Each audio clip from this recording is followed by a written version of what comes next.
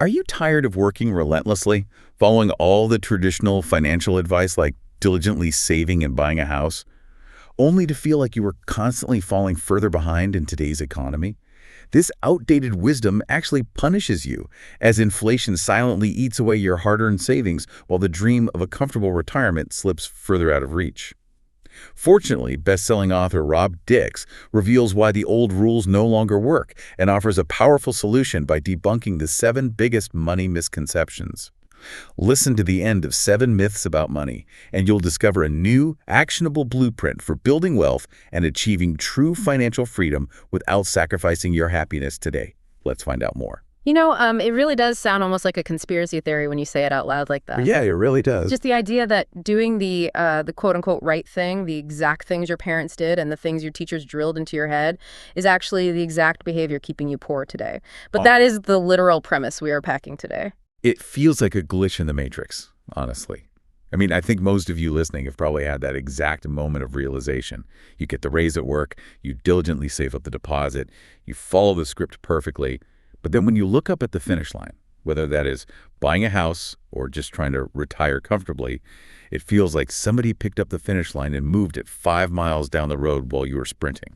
Yeah, the hamster wheel effect is what a lot of people call it. You are running faster than ever, your productivity is up, you are completely exhausted, but the scenery just isn't changing. It's degrading for a lot of people, actually. Exactly. It is degrading. And what Rob Dix argues in 7 Myths About Money is that this is not all in your head. You aren't imagining things. The actual economic physics of the world have fundamentally changed, but we are all still operating on a rule book that was written 40 years ago. So we are basically playing a game that just doesn't exist anymore. Precisely. We are bringing a knife to a gunfight, or, I guess more accurately, we are bringing a basic savings account to an inflation fight. Right, which is a losing battle. But before we get into the actual myths themselves, and we have 7 really big ones to bust today, I think we need to set the scene a bit. Because the author starts this deep dive with this really compelling, almost paradoxical observation. He looks around at the world and says, look, objectively speaking, life is actually better today. Oh, by almost every metric, yeah. Right, like healthcare is miraculous compared to the 1970s. We all have the entirety of human knowledge on the internet, in our pockets. Cars are exponentially safer, food is infinitely more abundant, but money itself feels so much harder. So why is that? Why did that standard path of go to school, get a job, save your money, and retire just completely break down? Well, to understand that, and I know this is going to sound like we are going way back into a history lesson, but we have to look at one very specific date, 1971. Ah, yes, the year everything changed. It really was. The author references this website, and it has a very memorable URL. It is WTFhappenedin1971.com. I have actually seen that site. Yeah. It is wild. It is mind-blowing, right? If you go there, you just see chart after chart after chart of economic data, and they all tell the exact same story. They all show this nice, stable, predictable trend line for decades, and then boom, in 1971, the lines just diverge wildly. It literally looks like an explosion on the graph. Okay, so for everyone listening, let's unpack this. What exactly happened in 1971 to cause a literal explosion in the economic data? 2 words. The Nixon shock. Okay. On August 15th, 1971, President Richard Nixon went on national television, and he announced that the United States would no longer convert paper dollars into gold. Which was a massive deal at the time. A completely earth-shattering deal. Up until that exact moment, the entire global financial system was anchored by gold. If you held a paper U.S. dollar in your hand, it was essentially just a claim check. It represented a specific physical amount of metal sitting in a vault somewhere. So it was a tether. It kept the whole system grounded in physical reality. Exactly. It was a physical constraint. And constraint is the key word here. The government couldn't just magically print more money to pay for a war or to fund a massive new social program unless they physically went out and dug more gold out of the ground to back it up. It imposed a really strict mathematical discipline on the money supply. And Nixon just cut the rope. He severed the tie completely. He turned the dollar and, by extension, pretty much all the other major global currencies that were pegged to it into fiat money.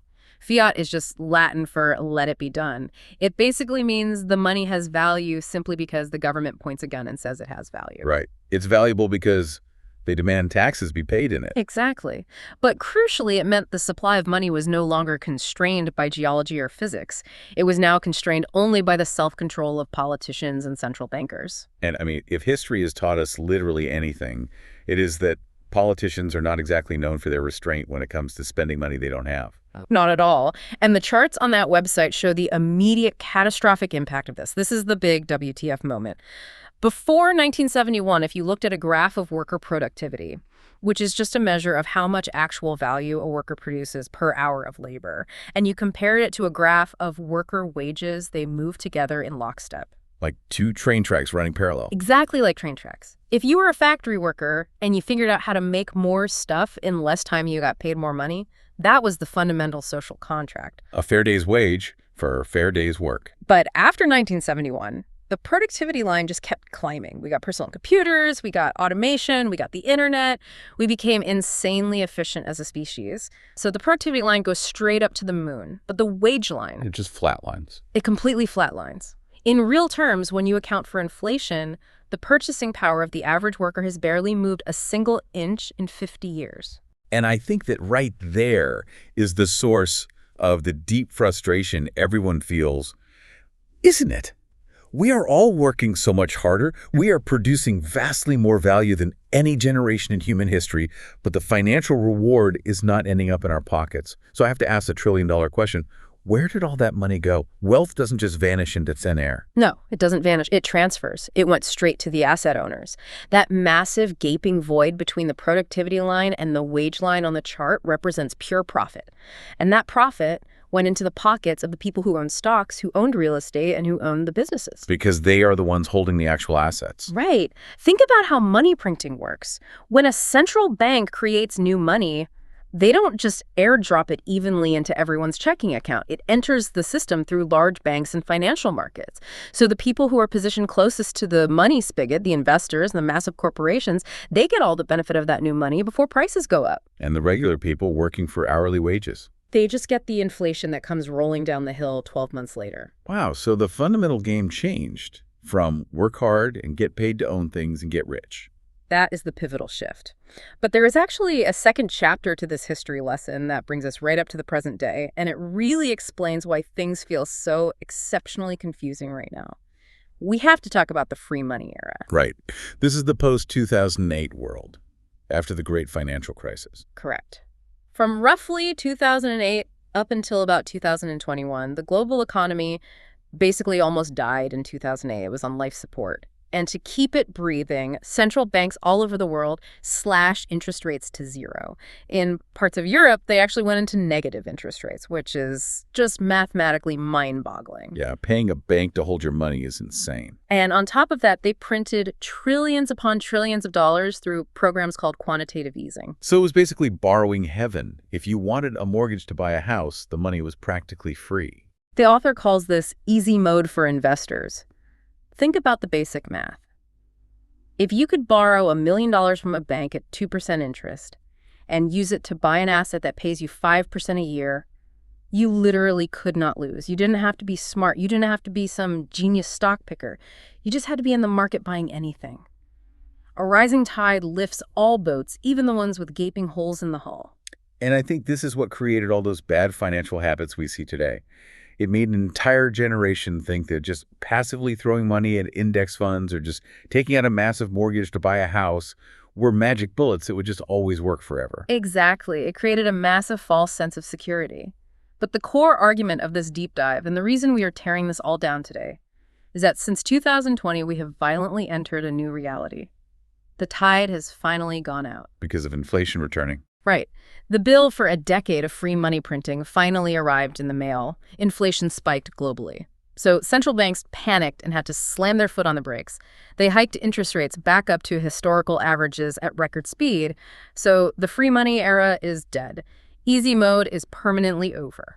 Which means the strategies that worked so brilliantly for the baby boomers, and honestly, even the strategies that were working for millennials just 5 or 6 years ago, are now completely broken. You're swimming naked right now, to borrow that old Warren Buffett phrase. Okay, well, that is a perfect mission statement for us.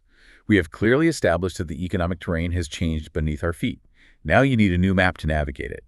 So we are going to deconstruct the 7 persistent myths from that old era and replace them with solid rules for the current reality. Let's jump straight into myth number 1. And this is probably the most deeply ingrained one in our culture, the saving myth. Ah, yes.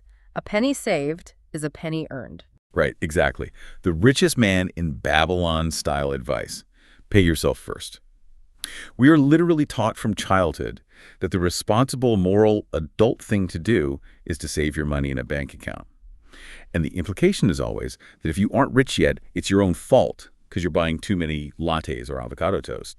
Just aggressively save your cash and build that nest egg. And in this new economic environment, the author just drops an absolute bomb on that idea.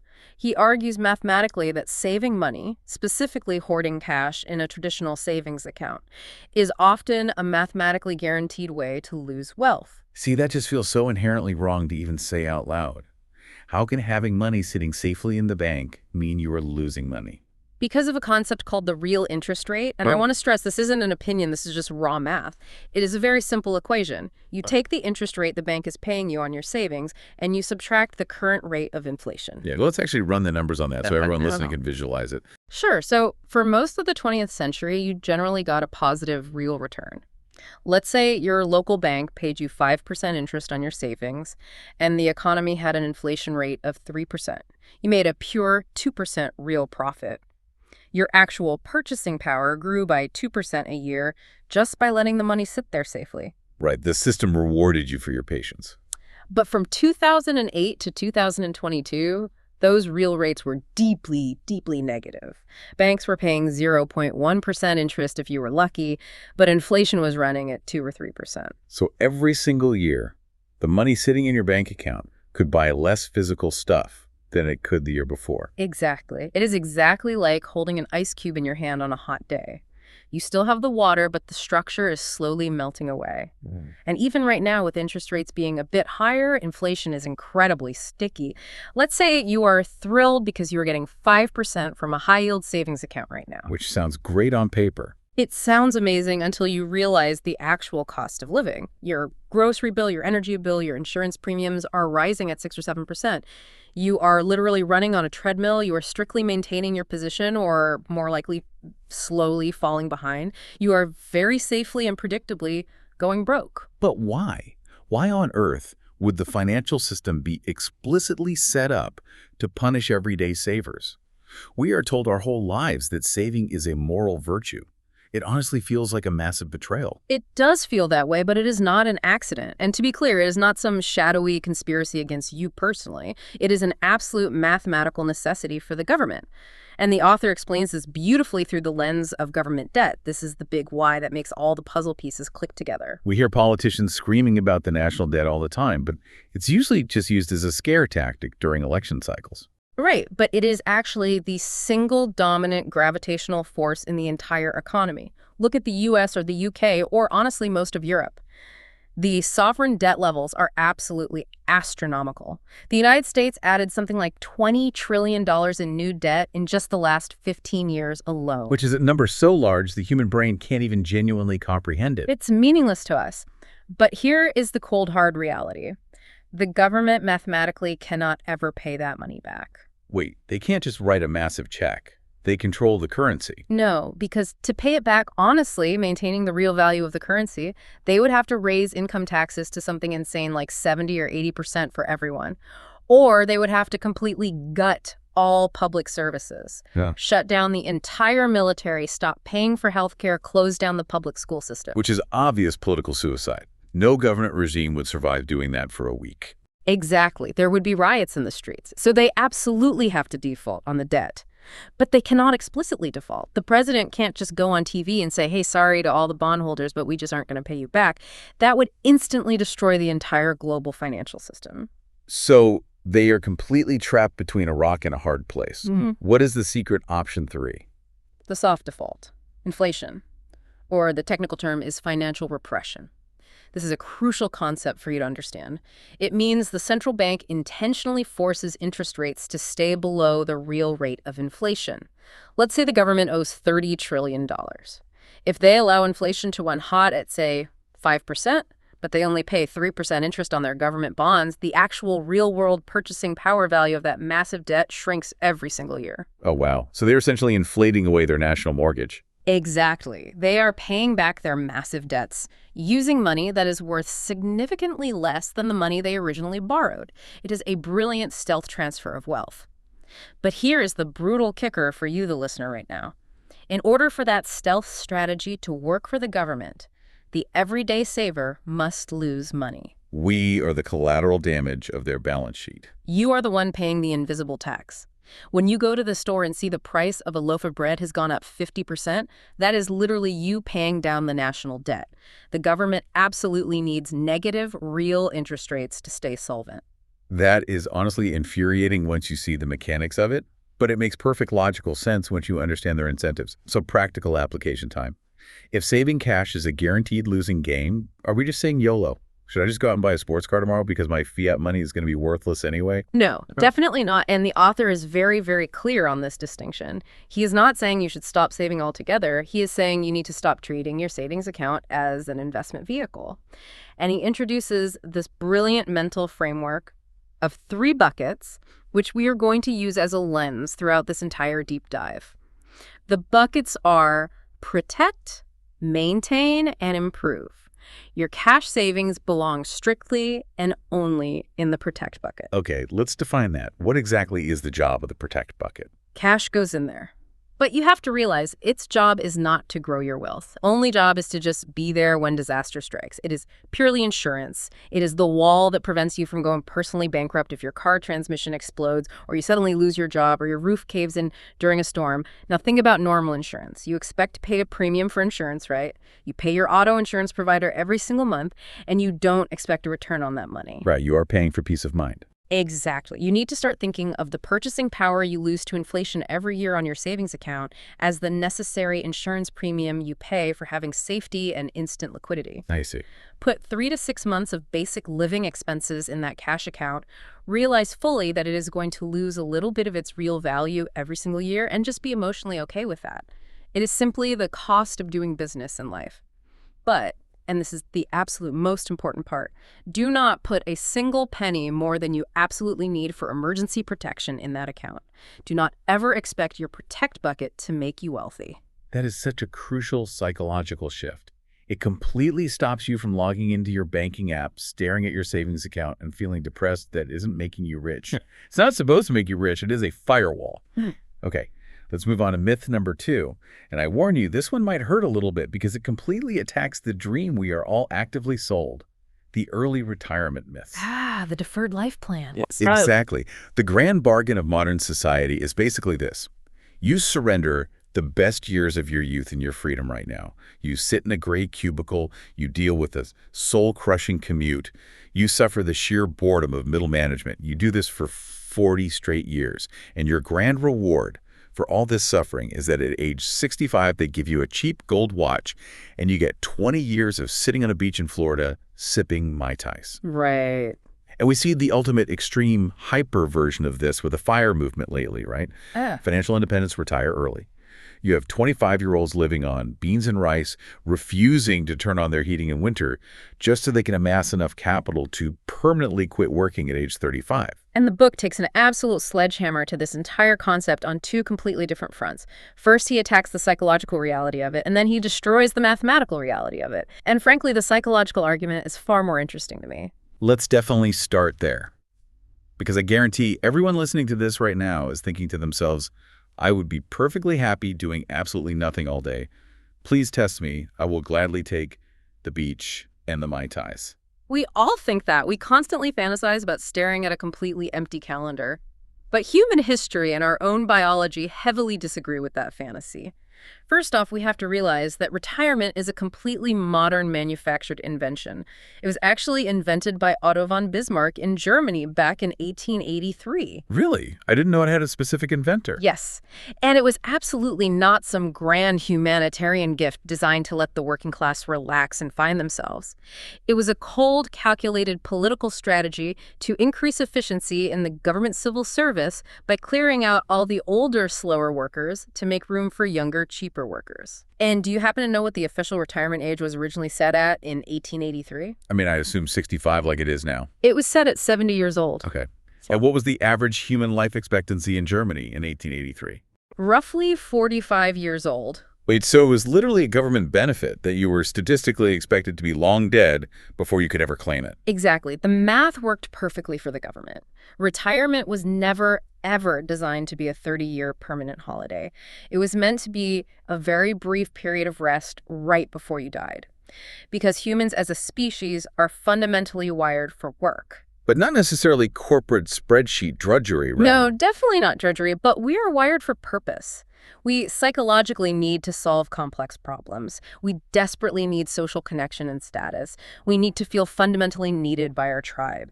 The author tells this incredible story about a guy named Luke Pittard that illustrates this perfectly. Oh, I absolutely love this story in the book.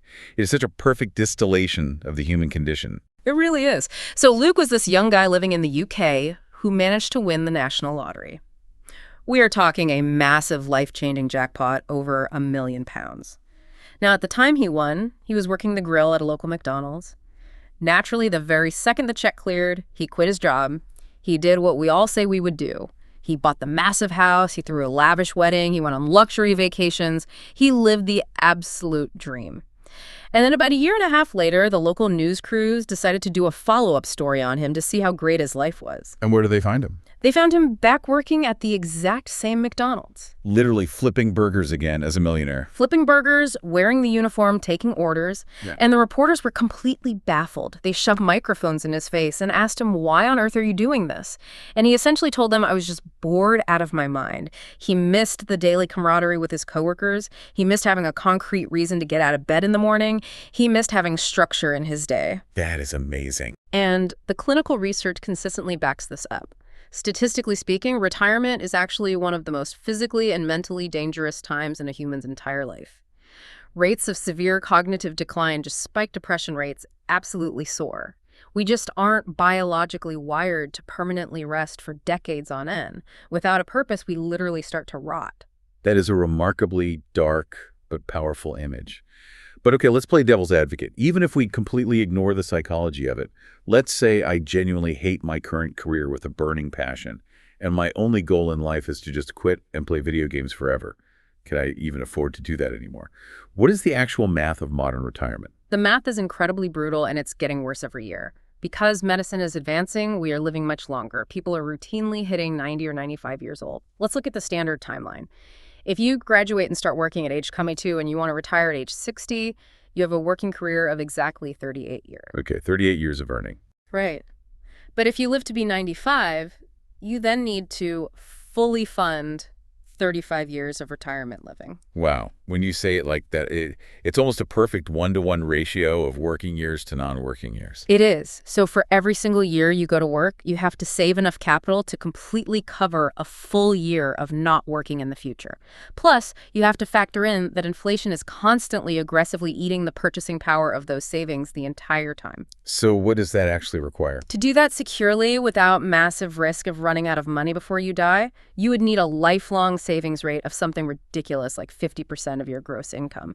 For the vast majority of normal working people, saving half of everything they make is mathematically impossible unless they are willing to live in absolute grinding poverty during their prime working years. So the traditional goal of retirement is essentially a financial trap. You make yourself utterly miserable in your 20s, 30s, and 40s trying to afford a theoretical future that will probably make you even more psychologically miserable when you finally get there. It is a very uplifting realization, isn't it? But honestly, once you accept the reality of it, it is incredibly liberating.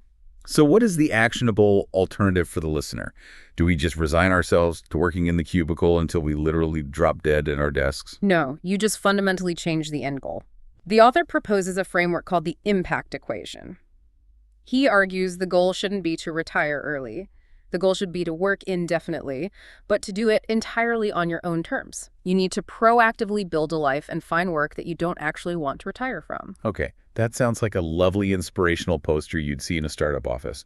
Do what you love and you'll never work a day in your life. But how does that actually pay the physical bills? My landlord does not accept my passion as rent payment. You have to fundamentally break the structural link between your time and your money. This is the absolute core of the impact equation. And the equation is simple. Your income equals the value you provide multiplied by the number of people you provide it to. Let's break that down slowly because that is profound. Income equals value times people. Right. Most people in the economy are stuck at level 1, which is basic employment. Their income equation looks like this.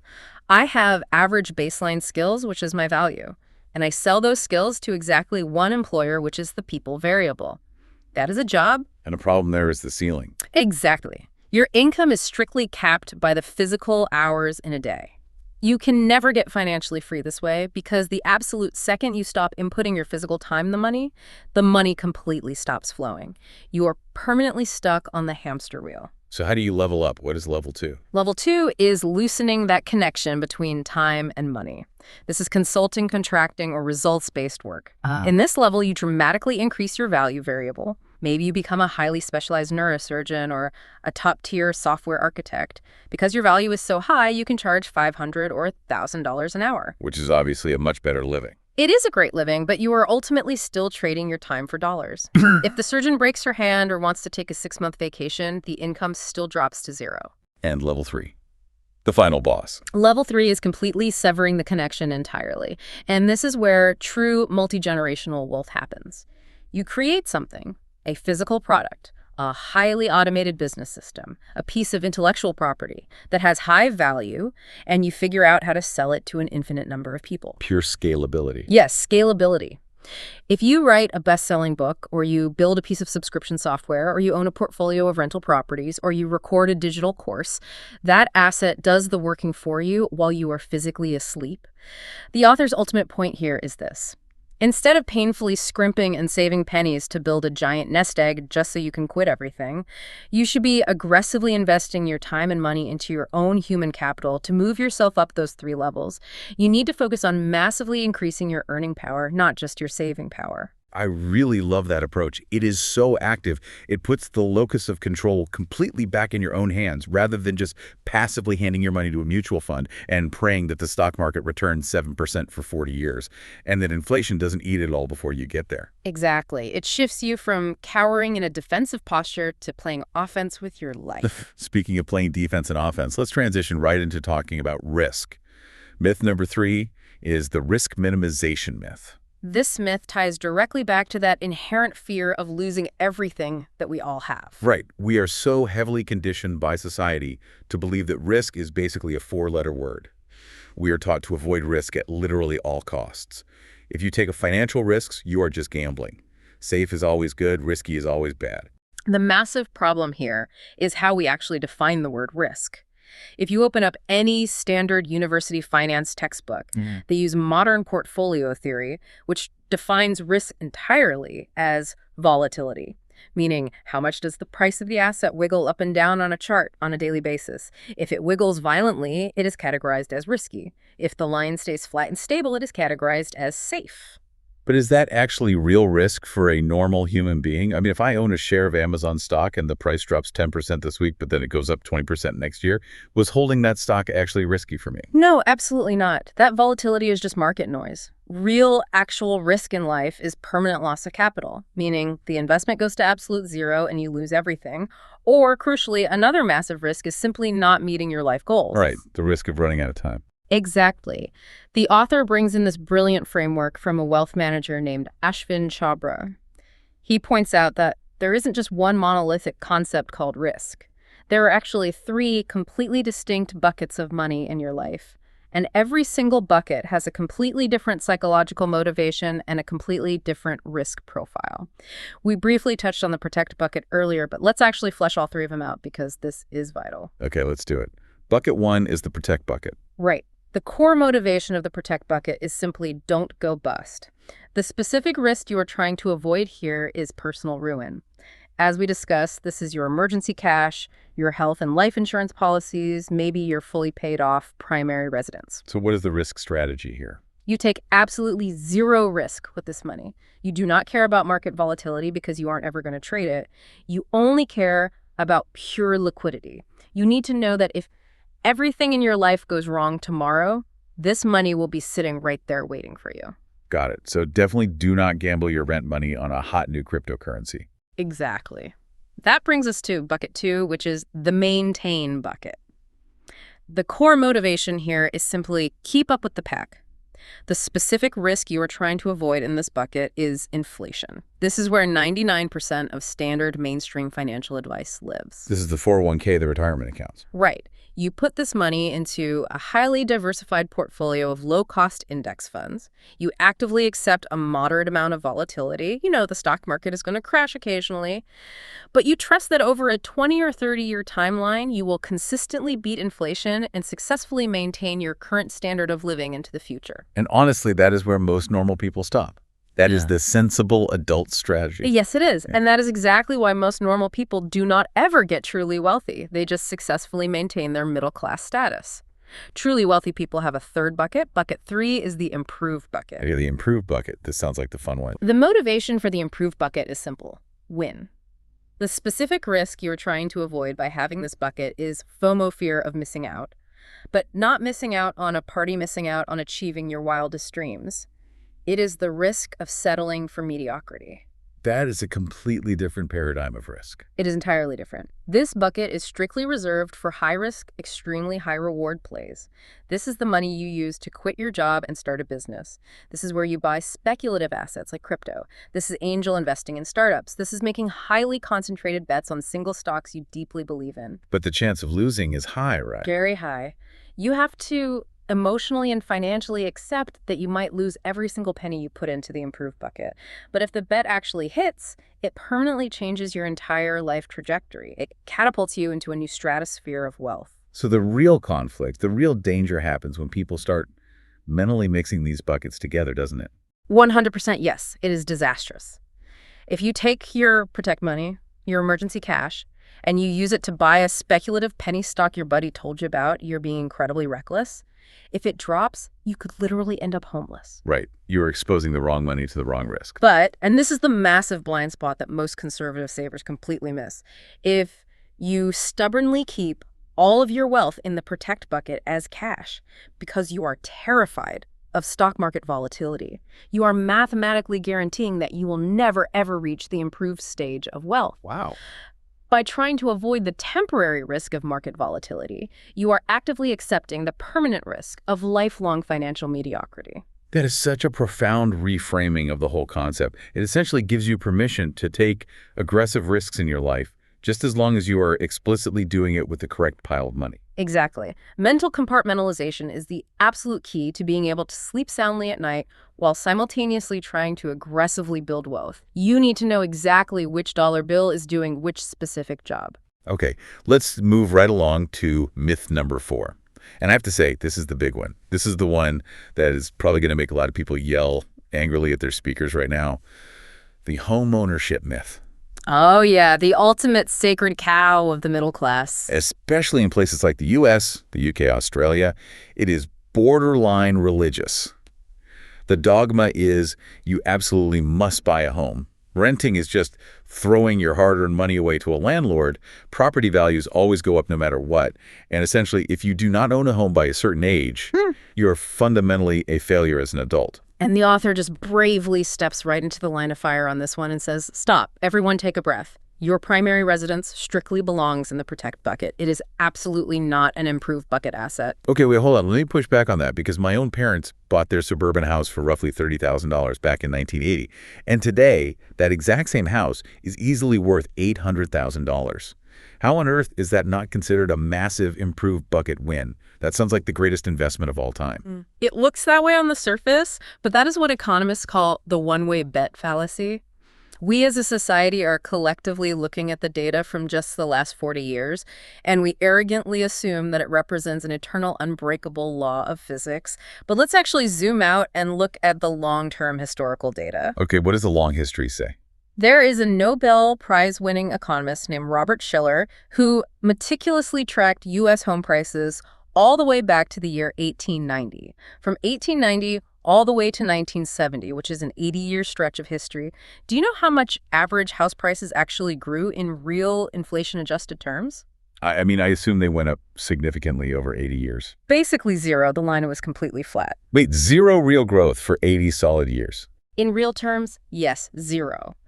And if you think about it logically, it makes perfect sense. A house is ultimately just a physical box made of wood and drywall that you live inside. It actively gets older every day. The roof eventually leaks and needs replacing. The copper pipes burst. The kitchen styles become wildly outdated. It is fundamentally a consumption item, not some magical wealth-generating investment. Left to its own devices, a house should mathematically depreciate in value exactly like a used car does. So what the heck happened after 1990? Why did we see this massive, explosive boom in property values that our parents' generation got to enjoy? Two words again.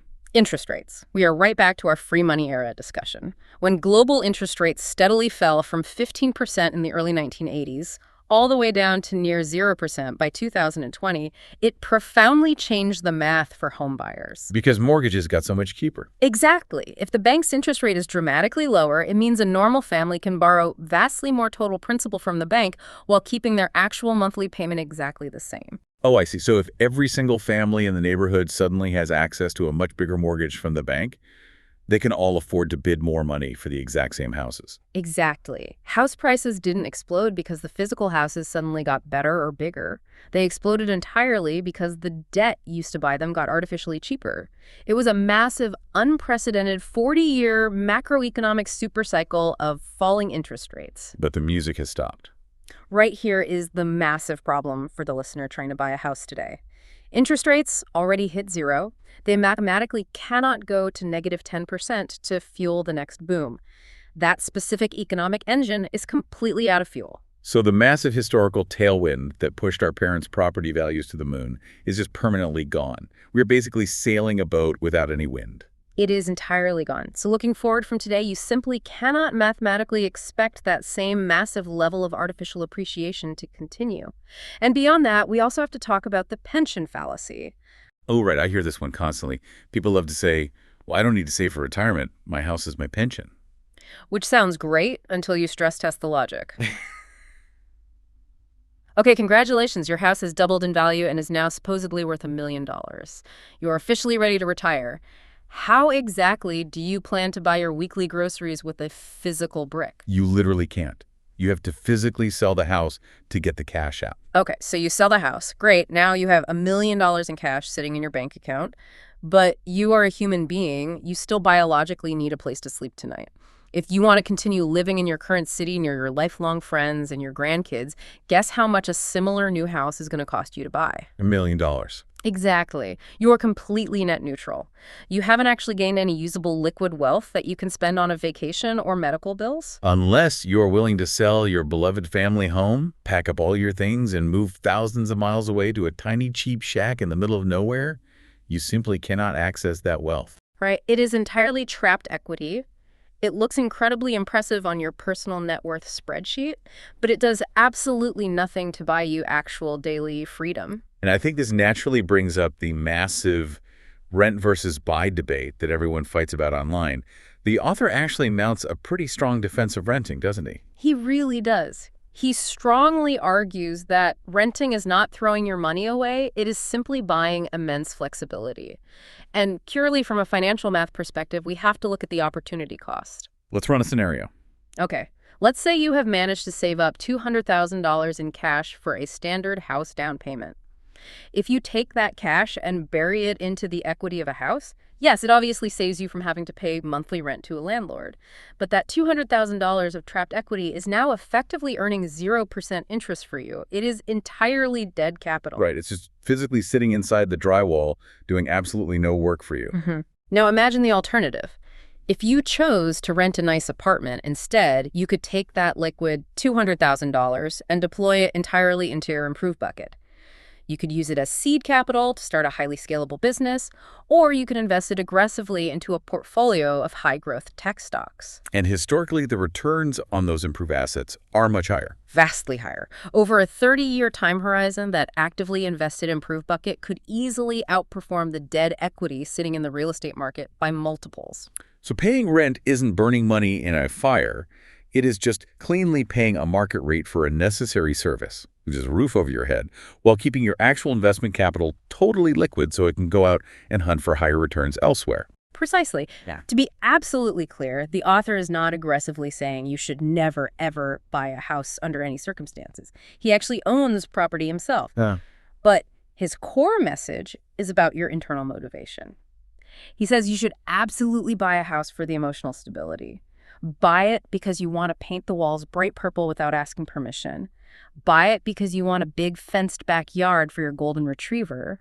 Buy it because it belongs in your protect bucket and makes you feel safe. Just don't lie to yourself about the math. Exactly. Do not delude yourself into thinking that taking out a massive 30-year mortgage is the most mathematically efficient engine to make yourself incredibly rich. It is almost always a lifestyle consumption choice masquerading as a brilliant financial investment. That is a remarkably hard pill to swallow given our cultural conditioning. But when you lay out the raw math, it absolutely holds up. Okay, let's keep this momentum going. Myth number 5, the compounding myth. And the famous quote is always, compound interest is the eighth wonder of the world. Right. Albert Einstein supposedly said it, though historians actually doubt he ever uttered those words. But financial advisors quote it endlessly anyway. The pitch is always identical. They show you this magical chart and tell you, look, if you just cut out your daily coffee and aggressively save those small amounts every day, just wait 50 years and boom, you will magically wake up a multimillionaire. It is the ultimate slow and steady wins the race narrative that we are constantly fed. It's a really comforting bedtime story for anxious adults. But here is the harsh mathematical reality. Compounding is heavily backloaded. It completely relies on the mechanics of exponential growth. And if you have ever studied an exponential curve, you know that the line stays flat, incredibly boring, painfully, agonizingly flat for a very, very long time. And then finally, after decades, it suddenly goes completely vertical at the very, very end of the graph. He uses the famous Warren Buffett example here in the book, and I have to admit this stat completely blew my mind when I read it. It is arguably the single best statistic in the entire book. Everyone in the finance world desperately wants to be Warren Buffett. They study his every move. But I want you to really deeply consider this single fact. Warren Buffett is currently worth well over $100 billion. A staggering amount of money. Yes, but 99% of that total net worth was actively accumulated after his 65th birthday. Wait, are you seriously saying that 99% of $100 billion came to him after standard retirement age? Yes, mathematically verified. Because Buffett started intensely investing when he was just 10 years old, he gave his capital a completely uninterrupted 70-year runway to compound. That staggering wealth is just demonstrating the terrifying mathematical power of the extreme tail end of an exponential compounding curve. Wow. But here is the obvious, massive problem for the listener right now. If you are sitting there listening to this, and you are 40 years old or maybe 50 years old, and you are just now finally getting serious about fixing your financial life, you simply do not have a 70-year runway left. Yeah. Right? You literally don't have the physical time to reach the handle of the hockey stick on the graph. You will be dead before it goes vertical. Exactly. Let's do the depressing math. If you start saving 10% of your average middle-class salary starting at age 40, and you earn a very standard, respectable 7% return in the stock market, the math simply does not get you to anything resembling true financial freedom by age 65. It just objectively doesn't work. You will probably have enough to be moderately safe, but you will absolutely not be rich. You simply run out of time. It sounds incredibly depressing when you lay it out like that. Yeah. Are we basically telling anyone over 35 that it's just too late for them? No, not at all. We are just saying you need to immediately change your vehicle. You cannot rely on slow, passive, maintain bucket strategies to do the aggressive heavy lifting of an improved bucket job. If you are starting late in the game, you absolutely require a much faster wealth engine. You need to aggressively focus on either radically increasing your active income through your human capital, or you need to start utilizing strategic leverage. So you can't just sit back, passively index fund your way to wealth and wait. You have to actively, forcefully push the needle yourself. Right. Compounding is an absolutely incredible tool for preserving wealth once you have already managed to acquire a large pile of it. It is a terrible, terrible tool for creating massive wealth from absolute scratch if you are fundamentally short on time. So the actionable advice is put your sensible entry, maintain bucket investments on complete autopilot, max out the 401k, buy the boring index funds, but fully realize that is only your safety net. Your actual daily aggressive energy must go entirely into your improved bucket to actively generate the large chunks of capital you need. Which perfectly brings us to how we should actually structure that overall investment portfolio. Myth number 6 is The diversification myth. The old reliable rule, don't put all your eggs in one single basket. Right. This is the classic 60-40 portfolio model. Every advisor recommends it. You put 60% of your money into risky stocks and 40% into safe government bonds. The entire operating theory is that these two asset classes are non-correlated, meaning when the stock market inevitably crashes and people panic, they immediately run to the safety of bonds, which drives the bond prices up. So the bonds act as a parachute, keeping your overall portfolio safe. It's pitched as the perfect balanced diet of investing. And to be fair, that model worked beautifully flawlessly for almost 40 unbroken years. It was the golden rule of Wall Street, right up until the calendar hit 2022. What specifically happened in 2022? In 2022, we witnessed an absolute historic bloodbath where both the stock market and the bond market completely tanked simultaneously. Massive double-digit painful losses in both categories at the exact same time. The parachute completely failed to open. Why, though? What fundamentally broke that magical historical correlation? Inflation returned. We have to go right back to the macro picture we discussed at the start. Surging inflation severely hurts corporate stocks because their raw material costs skyrocket consumers, stop spending money, and corporate earnings fall off a cliff. But while inflation hurts stocks, it absolutely decimates bonds. Can you explain that underlying mechanism for us? Yeah. Why specifically does inflation brutally kill a bond portfolio? Let's simplify what a bond actually is. A bond is simply a fixed income contract. I legally promise to pay you exactly $100 a year every year for 10 years. Now, if normal inflation is hovering around 2%, receiving that flat $100 a year is totally fine. Right, it maintains most of its purchasing power. But if inflation suddenly spikes to 10%, that fixed $100 payment buys significantly less physical stuff every single year. So inherently, nobody in the market wants to buy your old bond anymore. To sell it, you have to massively drop the price, so the market price of your bond portfolio collapses. Furthermore, to aggressively fight that high inflation, the central banks are forced to rapidly raise interest rates. And rates in bonds are inverses, right? Yes, it is an absolute mathematical fact of finance. When interest rates go up, the price of existing bonds must go down. So the supposedly totally safe part of the portfolio, that 40% chunk in bonds that was supposed to let you sleep easily at night, turned out to be just as incredibly risky as the volatile stock part. Exactly. In a macroeconomic world defined by high sticky inflation and highly volatile interest rates, which is exactly the chaotic world the author forcefully argues we are permanently stuck in for the foreseeable future, the old comforting 60-40 model is actually incredibly dangerous. It absolutely does not magically protect you anymore. It simply exposes your hard-earned wealth to two completely different methods of losing money simultaneously. So the obvious question is, what actually does protect you now? If traditional stocks and traditional bonds are both highly vulnerable to this new inflation dynamic, where on earth do you hide your capital? You need to expand your horizons and diversify much, much wider. You need to actively seek out asset classes that are truly functionally non-correlated to the standard fiat financial system. You need real assets. Give us some specific examples of what qualifies as a real asset. We are talking about physical, tangible things. Gold, broad commodities like energy and agriculture, strategically purchased cash-flowing real estate. And yes, honestly, even things like Bitcoin are entering this conversation. You need assets that have strict, undeniable physical or mathematical scarcity and that have the inherent ability to rapidly adjust their market pricing upward to match surging inflation. You essentially need to own hard stuff. Exactly. You need stuff that the government absolutely cannot print more of on a whim. The traditional 60-40 portfolio is ultimately just composed of fragile financial paper promises. To survive the new era, you need to actually own a tangible slice of the real physical world. So to summarize, diversification itself isn't totally dead, but the lazy old way of diversifying just using paper stocks and paper bonds is completely broken. Exactly right. All right, we have finally made it down to the final myth, and this one really wraps the entire philosophy up nicely. Myth number 7 is the too risky myth. This is the ultimate mindset shift of the entire book. This is exactly where the theoretical rubber finally meets the actual road. We have all been aggressively told our entire lives by very well-meaning people, don't ever try to pick individual stocks. Don't take the massive risk of starting your own business. Just get a safe job. Taking on any kind of debt is purely evil and will ruin you. Basically, the message is all of these things are just way too risky for the average normal person to attempt. Stay firmly in your designated lane.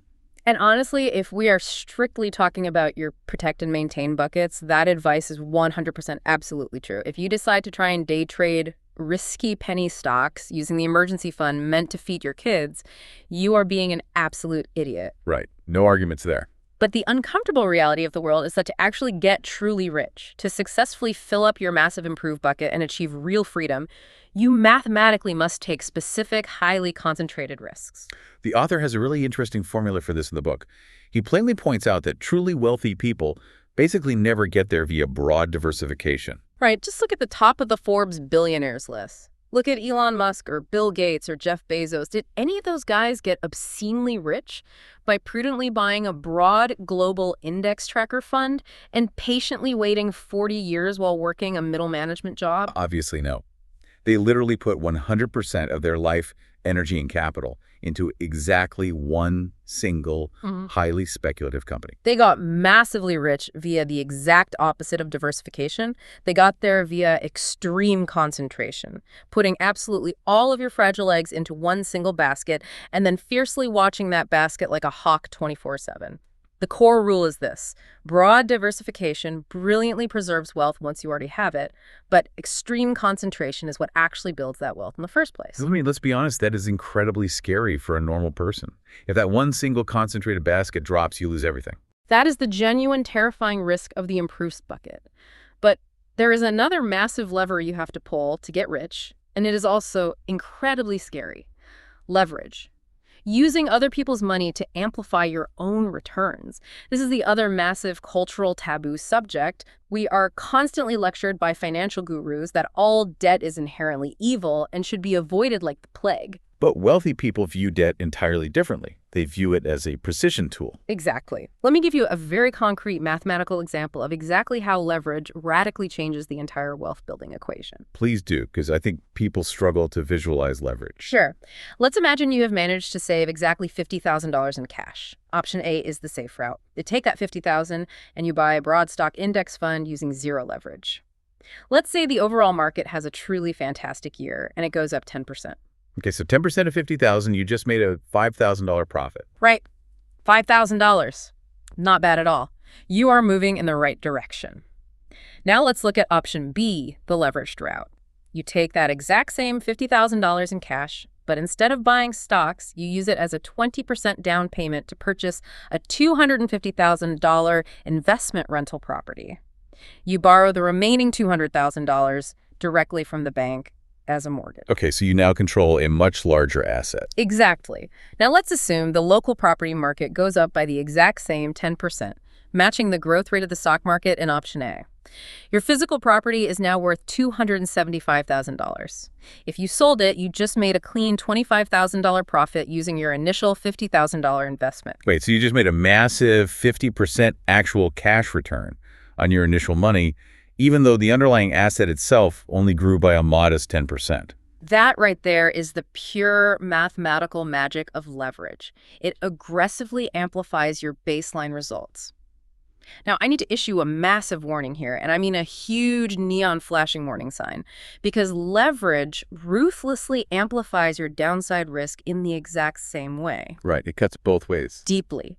If that local housing market drops by just 10%, you didn't just lose 10% of your money, you just lost $25,000, which is fully half of your entire initial life savings wiped out instantly.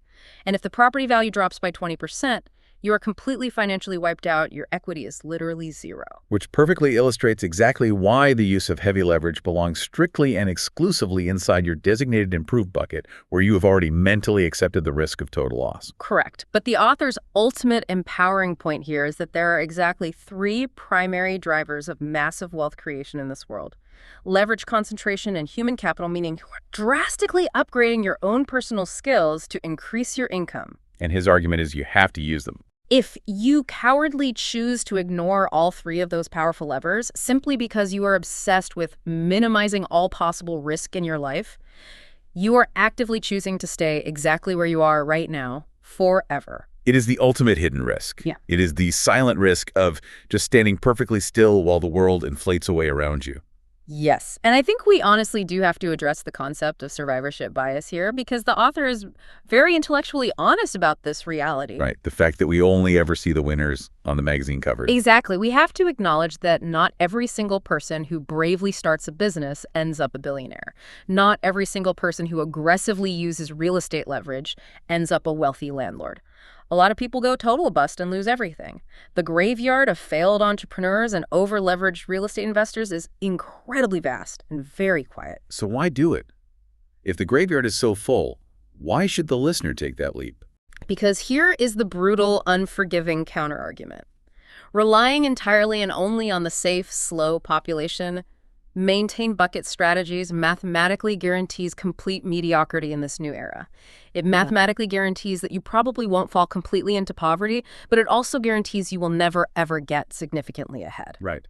The improved bucket is the only place in your entire financial life where you can intentionally take highly calculated asymmetrical risks to permanently change your long-term life trajectory. Yes, you might absolutely fail, but if you fundamentally refuse to even try, you have already actively failed to change your ultimate outcome.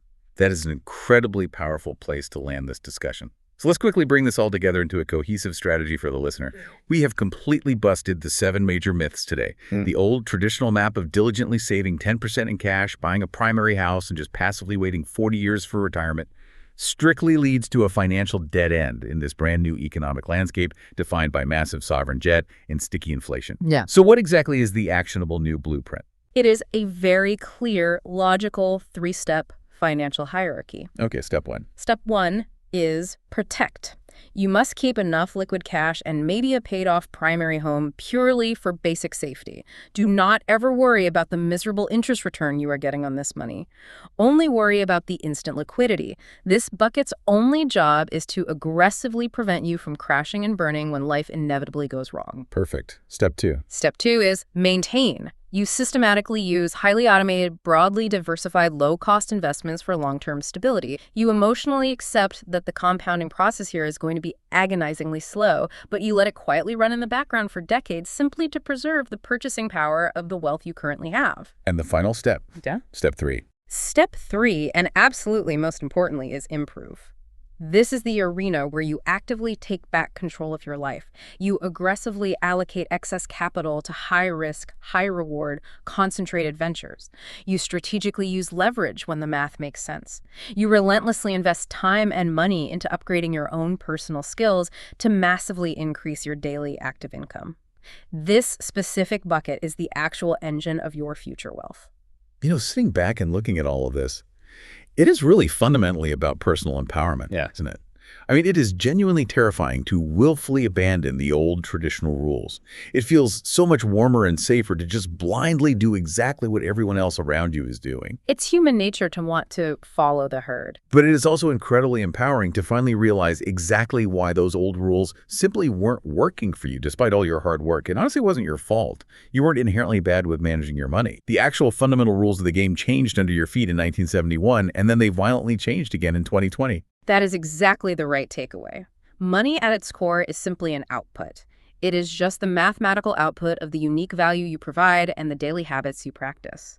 By finally taking conscious, active control of your inputs, meaning dramatically improving your skills, radically shifting your risk allocation, and updating your entire psychological mindset, the actual financial output just naturally takes care of itself over time. So here's our final, highly provocative thought for you, the listener, to chew on today. If you suddenly stopped desperately hoping for a magical government retirement age to eventually save you, and you completely stopped hoping for the drywall in your primary house to somehow make you filthy rich, what specific, difficult action would you choose to do differently tomorrow morning to actually increase your tangible value to the world? That is the ultimate question, isn't it? Because truly answering that question shifts you away from being a passive, helpless consumer of the macroeconomic economy and turns you into an active, powerful producer. And that transition right there is exactly where true multi-generational wealth is actually built. Thank you for watching. If you'd like, say, share, subscribe, follow up in next topic. See you next time.